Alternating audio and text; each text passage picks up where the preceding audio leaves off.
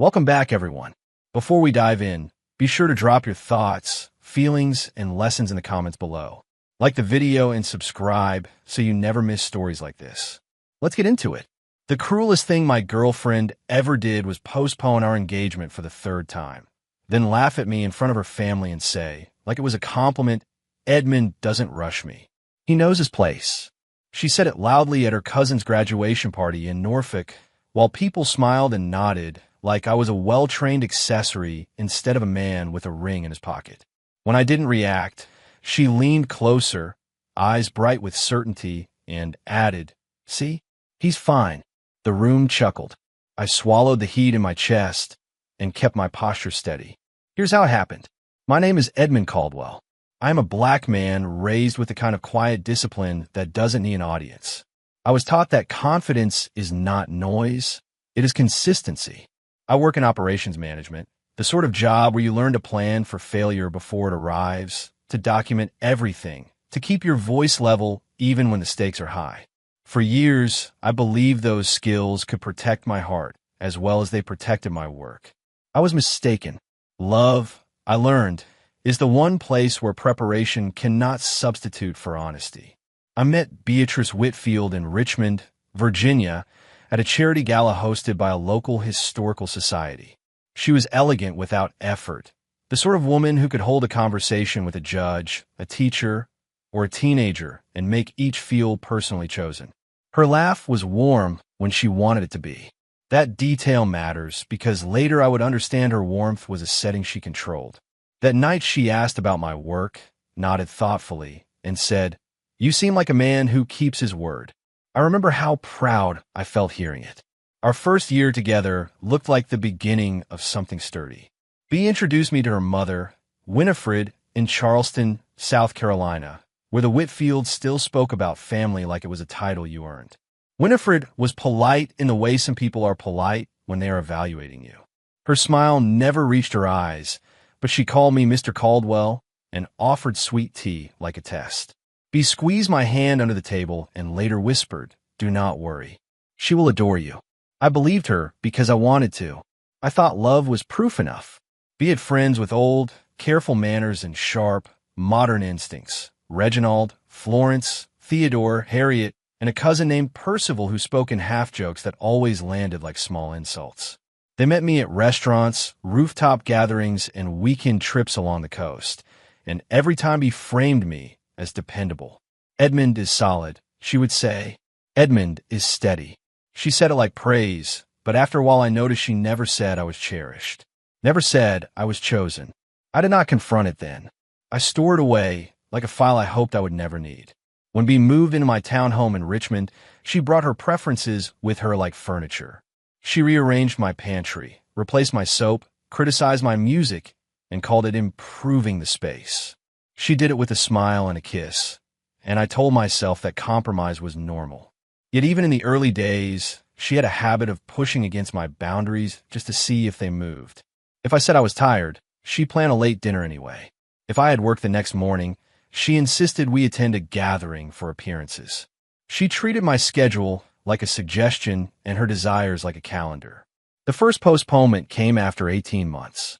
I planned a weekend in Savannah, Georgia, because Bea loved old architecture, lantern-lit streets, and the sort of romance people photograph for keepsakes. I had the ring. I had rehearsed nothing because I didn't want a performance, just a moment. We walked beside the river, and when I stopped near a quiet bench, B.A.'s smile tightened. She looked at my hands like she already knew. Then she said softly, "Not this spring. My job is too hectic." She said it with the tone of someone postponing a meeting, not a promise. I did not beg. I nodded once and said, "All right." My confidence stayed intact, but my chest felt bruised. I told myself she was practical. I told myself that a delayed engagement was not a denied one. Bea kissed me after, longer than usual, as if affection could substitute for agreement. On the drive back, she hummed to the radio like nothing important had happened. When I looked out the window at the passing fields, I realized I was the only one carrying the weight of that moment. She had set it down with ease.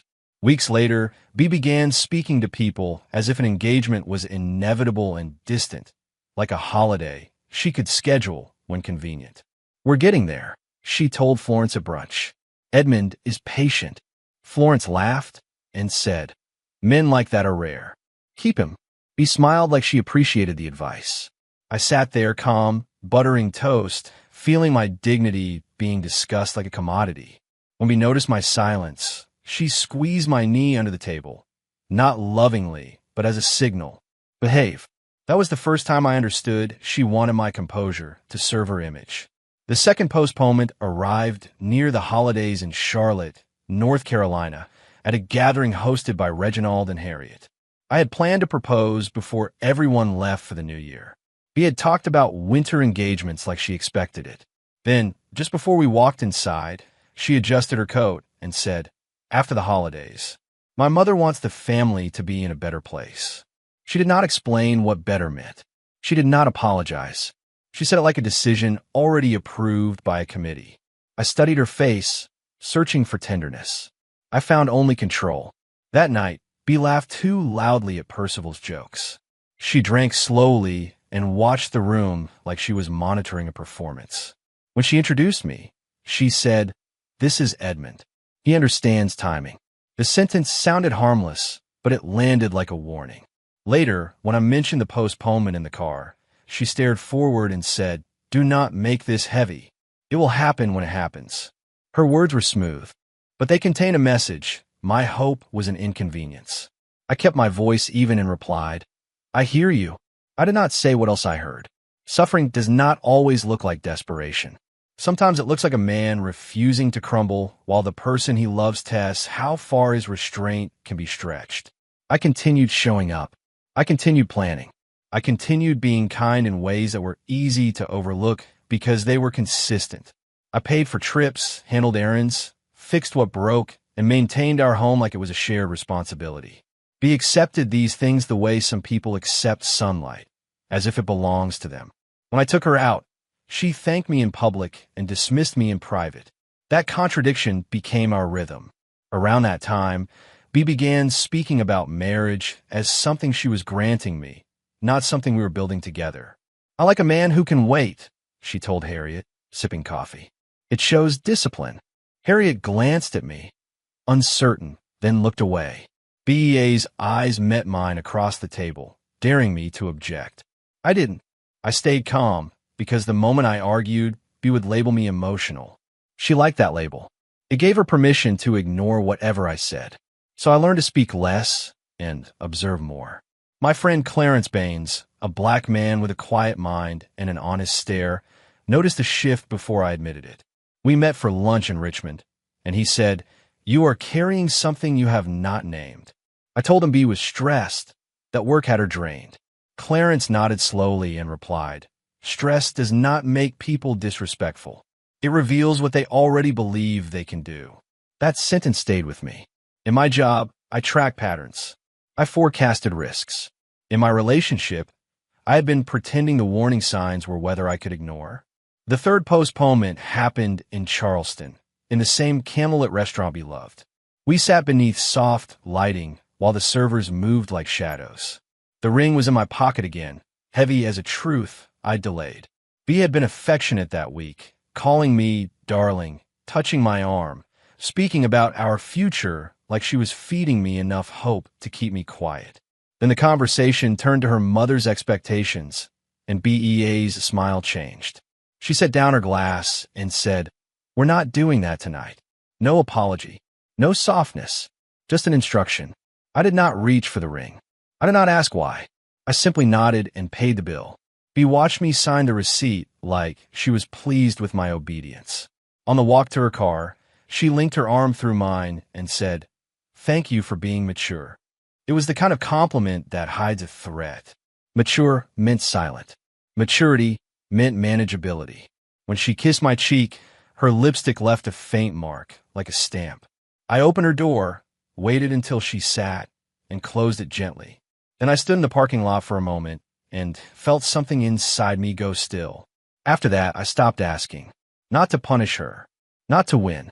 I stopped because I finally understood that my questions were feeding her control. As long as I asked, she got to answer. As long as she answered, she got to decide. When I stopped, I removed the stage. B did not panic. She relaxed.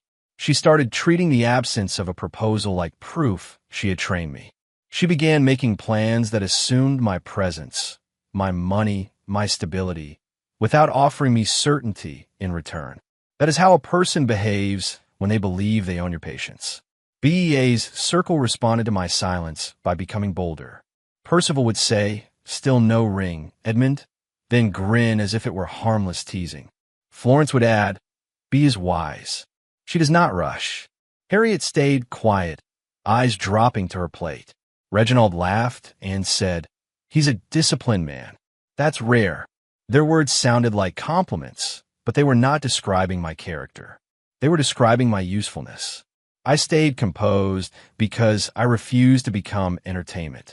But inside, I felt the humiliation of being discussed like a tool that hadn't worn out yet. That winter, B began talking about property. She sent me listings from Atlanta, Georgia, with messages like, "This would be perfect for us," and "Imagine our life here." I noticed how she said, "our life." In the same breath, she avoided our engagement. When I asked why Atlanta, she said she was positioning herself for an opportunity. She spoke about it with ambition I respected, yet she never asked what I wanted. She assumed. When I reminded her my work was centered in Virginia, B smiled and said, "You can transfer. You're good at what you do." It was not a question. It was a plan she wrote using my name. Then B made the request. She wanted me to co-sign on a townhome, just for a year. She said her credit was in a strange spot, that she was so close to a promotion. She told me it would help us build our future. The words were carefully chosen. Future us build, term she avoided when the topic was commitment. When I didn't agree immediately, her face cooled. She set her phone down and said, "So after everything, you do not believe in me?"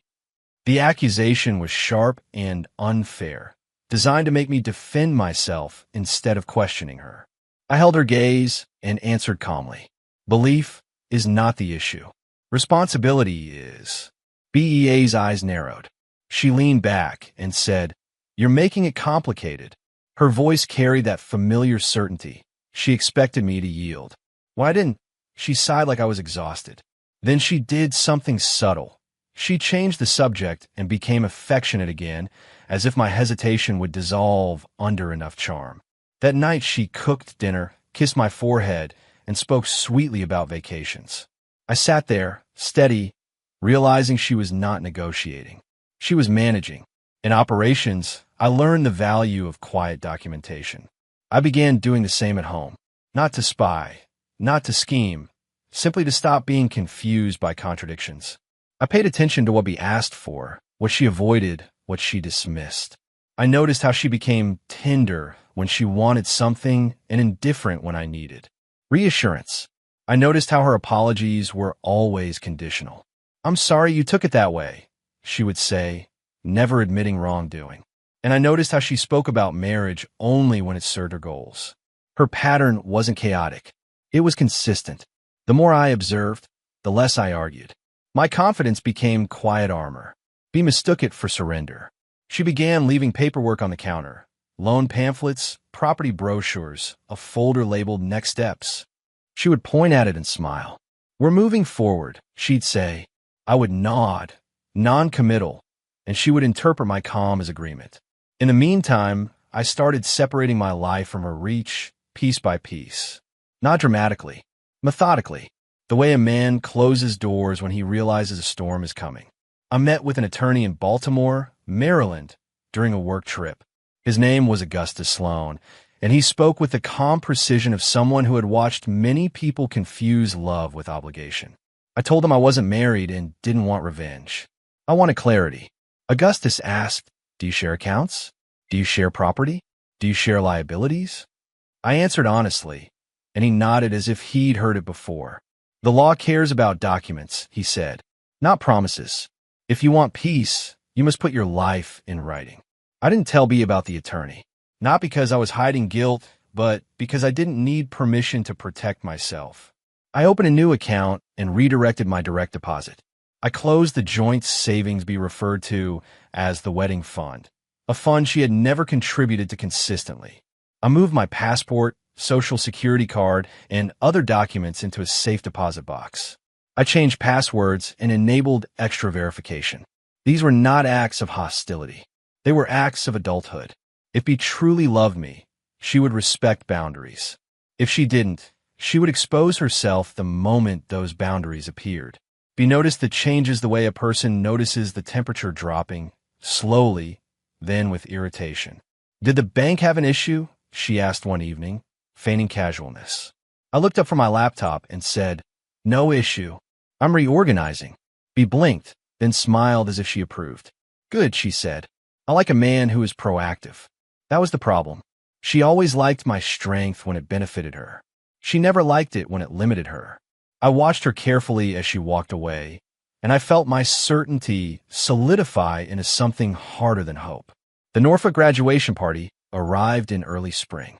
B insisted we attend, saying it was important for family unity. We drove down in my car, and B spent the ride scrolling through her phone, smiling at messages she didn't share. At the event, Winifred greeted me with polite indifference. Percival shook my hand and said, "Still no ring?" B laughed before I could answer. "Edmund understands timing," she said, loud enough for nearby relatives to hear. "He knows his place."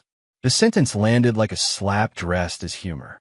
B held her smile, daring me to disrupt her moment. I didn't flinch. I didn't scowl. I didn't plead for respect. I simply looked at B and said, evenly, "Enjoy your celebration." Then I turned to congratulate her cousin. The party continued, but something in BEA's eyes shifted. Not remorse, but annoyance that I hadn't reacted. Later she leaned close and whispered, "Do not be strange." I replied, "I'm not strange. I'm quiet." B exhaled sharply and walked away. That night, in the car, she accused me of embarrassing her by being cold. I said, "I matched the temperature you set." Weeks later, BEA's Atlanta plan accelerated. She began taking calls in other rooms, closing doors, speaking in a tone that sounded like persuasion. When she came out, she would smile too brightly and ask about my day as if nothing happened. One afternoon, I saw a notification flash on her phone, an email from a lender. B snatched the phone quickly, then looked at me and said, "Do you trust me, Edmund?" The question was a trap. Trust should not require blindness. I answered calmly, "I trust what I can verify." BEA's smile tightened. "So you don't trust me," she concluded. "You're making this ugly." A few days later, B tried again, softer. She cooked dinner and placed wine on the table, then spoke about our future as if she was laying down a quilt. "Atlanta would be a fresh start," she said. "You and I would finally have something that is ours." I paused and replied, "We already have something that's ours, if you want it to be ours." BEA's eyes flickered, annoyed by the implication. "Edmund," she said gently, "you always want to turn things into a lesson." I smiled once. "No," I said, "I just want alignment." B didn't respond to that. She changed the subject to paint colors. It became clear that BEA's definition of ours meant a deed with my name and her control. She wanted the benefits of partnership without the accountability of commitment. And because she never expressed remorse, I stopped expecting tenderness. I began expecting conflict. In my work, I learned that people reveal themselves under pressure. B was under pressure, ambition, appearances, her mother's expectations, and she responded by trying to use me as a solution. When a person uses you, they get angry when you resist. BEA's anger was not explosive. It was strategic. She withheld affection. She mocked my caution. She appealed to guilt. Clarence visited one weekend, and while B was out, he walked through my living room, noticed the tension in the air, and said, "You have already decided something." I poured coffee and replied, "I've decided to stop negotiating my dignity." Clarence nodded, then said, "Good. Dignity is expensive when you pay for it late." That sentence felt like a hand on my shoulder. When B returned, she was charming to Clarence, laughing and calling him Mr. Sensible. But when Clarence left, B said, "Your friends always act like I'm the problem."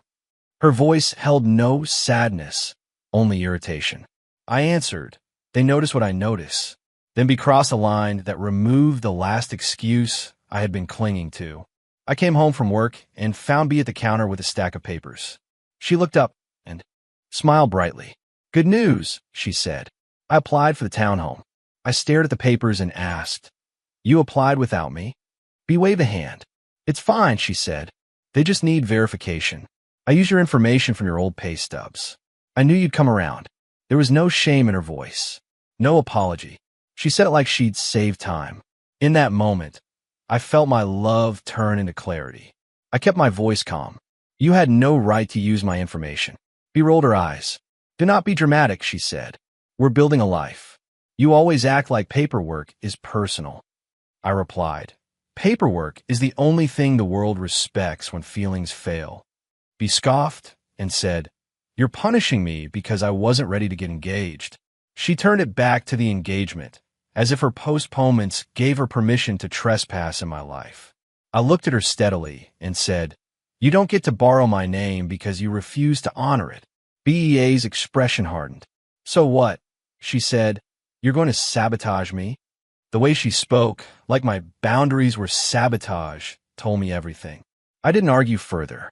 I went to my bedroom, opened my laptop, and sent a simple email to the lender's contact information I found on the documents. I stated that I had not authorized any application using my personal information, and I requested confirmation that my identity would be protected. I did not threaten. I did not exaggerate. I wrote the truth. Then I closed the laptop and sat on the edge of my bed, feeling a strange calm settle over me.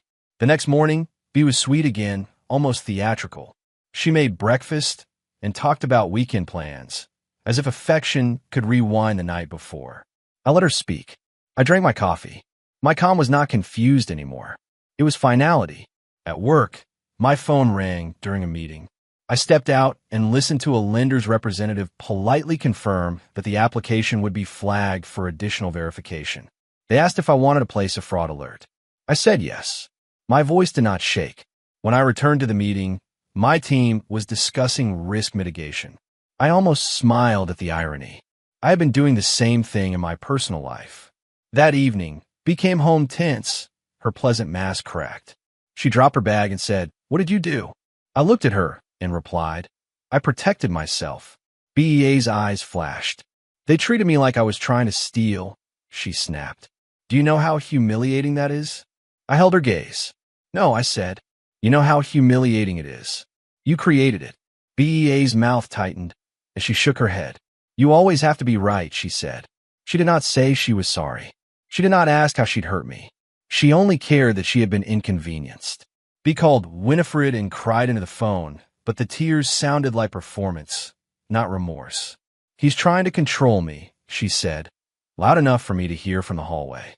Winifred's voice carried faintly through the speaker, stern and approving. When Bea ended the call, she looked at me and said, "My mother thinks you're insecure." I nodded once. "Your mother thinks whatever you need her to think," I replied. Bea's face darkened. "So now you're insulting my family?" she demanded. I answered no. "I'm describing the pattern." Bea scoffed. "You're impossible."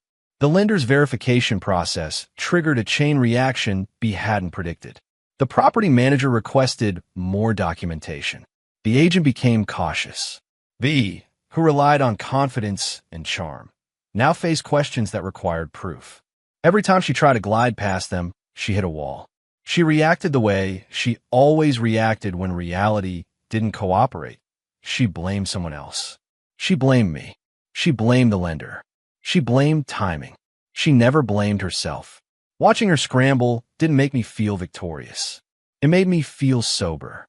I realized how close I'd come to being tied to her legally, financially, and emotionally with no protection.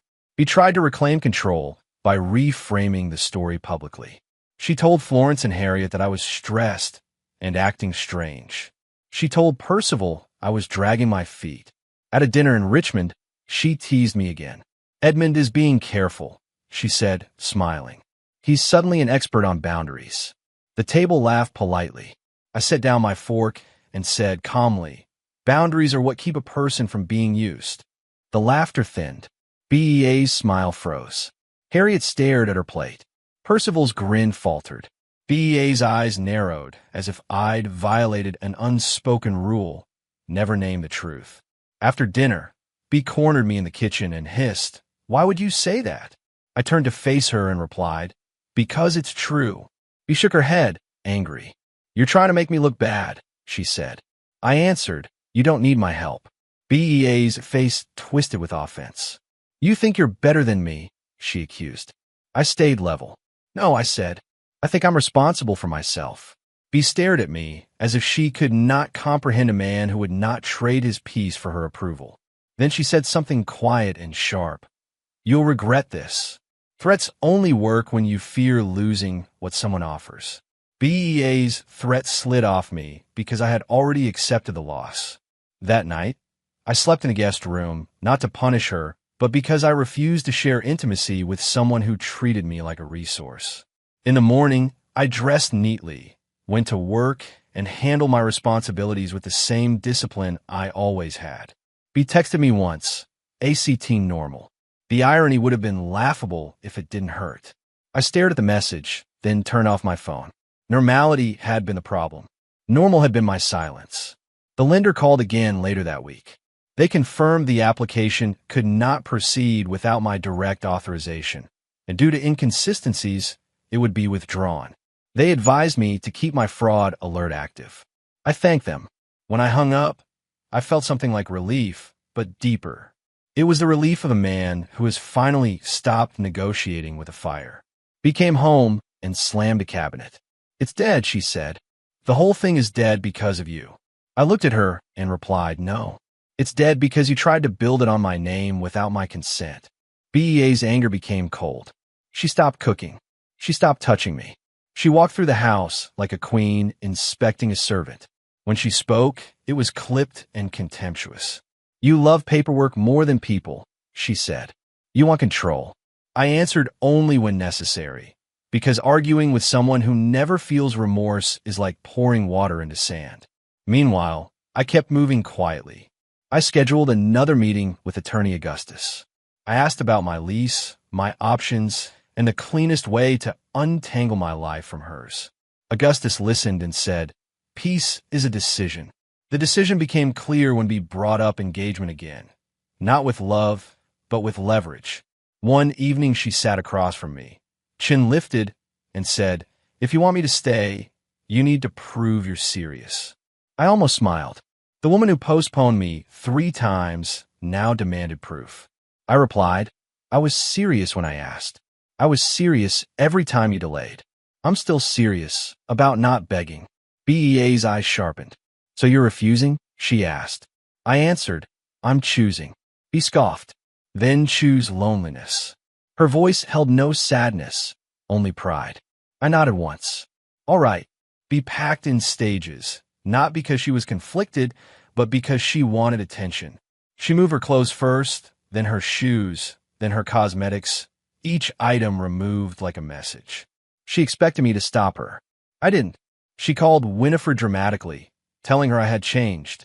She told Florence I was cold. She told Harriet she couldn't live with a man who didn't support her dreams. Not once did she say she had crossed a line. Not once did she admit she'd tried to use my information. She left the house with her head high, as if she were the victim of my boundaries. I watched her go, hand to my pockets, breathing steadily. The moment she drove away, the house felt lighter, not happy, not celebratory, just quiet. Quiet like a room after a loud machine shuts off.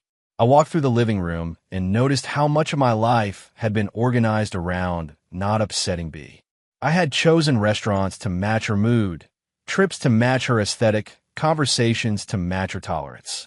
I had been confident, but I had also been careful in the wrong way.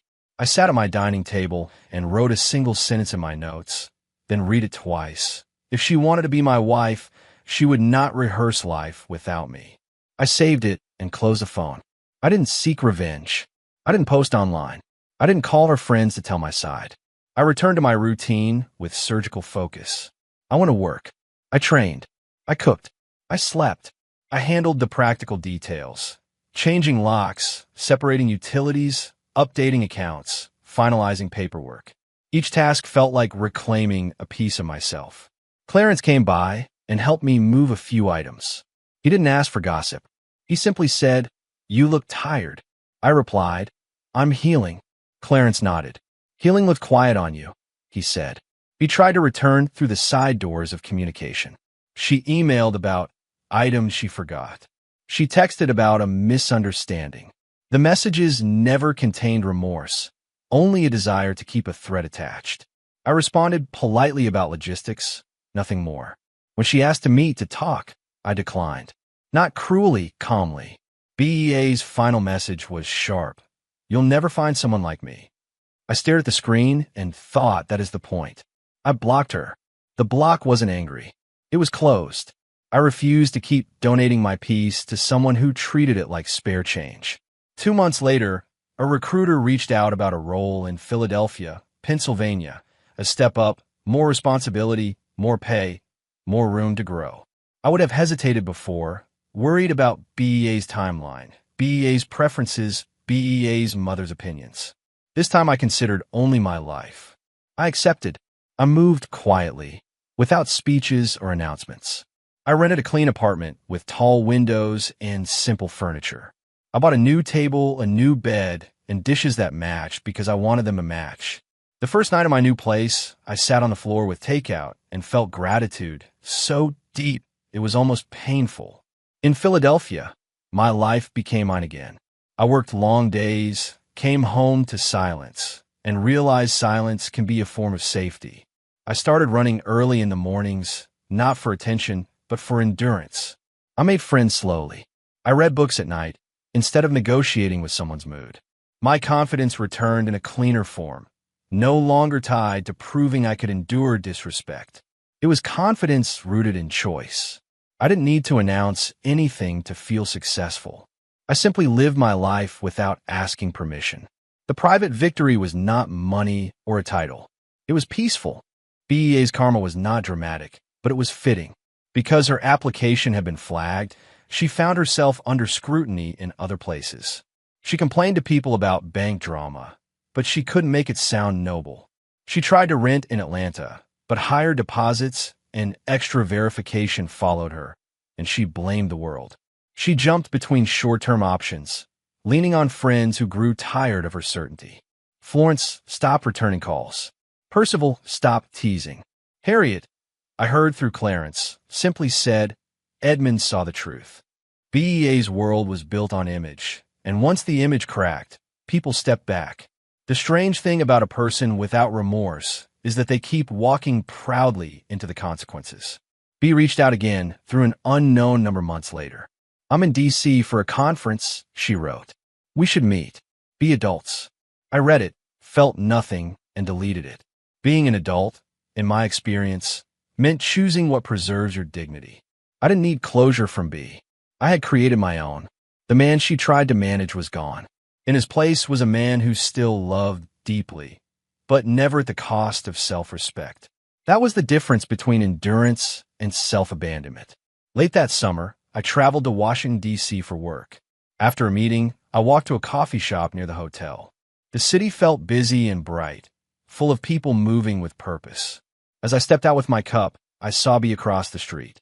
She stood near the curb, gesturing sharply, speaking fast to a man in a suit who looked impatient. BEA's posture was the same. Chin lifted, eyes intent, trying to persuade reality into obedience. She glanced up and saw me. Her expression tightened like a door closing. She mouthed my name as if it still opened something. I didn't stop. I didn't smirk. I didn't perform. I gave her a small nod, the kind you give a stranger whose face you recognize from another life, then walked past without slowing down. I felt my heartbeat remain steady. I felt my shoulders stay relaxed. B stood frozen for a moment, then turned back to the man she was trying to convince. The moment lasted seconds, but it carried years. The comeback twist wasn't a speech. It wasn't revenge. It was the quiet proof that her power over me had expired. I stopped asking. Then I stopped being available to be postponed. Back in Philadelphia, I went home, hung my coat neatly, and made dinner. I called Clarence, not to gossip, but to thank him for being steady when I needed steadiness. After the call, I sat at my table and looked around my apartment. Simple, clean, peaceful. I thought about the ring that had sat in my pocket 3 times, waiting for a yes that never came. I didn't feel bitterness. I felt relieved. Some people think patience is love. I learned that patience without respect is self-erasure. He never gave remorse, so karma gave boundaries. And I gave myself the life I kept postponing for her. If you're wondering whether I ever missed her, the answer is complicated. I missed the idea of who I thought she was. I missed the warmth she offered when she wanted something. But I did not miss the constant shrinking. I did not miss being discussed like a tool. I did not miss the way her laughter turned sharp when she sensed vulnerability. I did not miss the feeling of carrying both of our futures alone while she kept her options open. Losing me didn't break me. It clarified me. I stayed confident through cruelty because confidence was never my weakness. My weakness was hoping control would eventually become love. And that is the truth I keep private, because private truths are the ones that actually CH. If this story hit you in the chest, don't just leave. Subscribe for more real, grounded karma stories where the comeback is private and the lesson is permanent. Share this with someone who keeps getting postponed. And comment one word, boundaries, because that's the real victory. Anger you. I didn't win by humiliating her. I won by refusing to be humiliated again. I didn't become successful to prove a point to be. I became successful because I stopped spending my energy begging someone to see my worth. I stopped asking. Then my life opened like a door that had been stuck for years, quietly, suddenly, and finally. The end.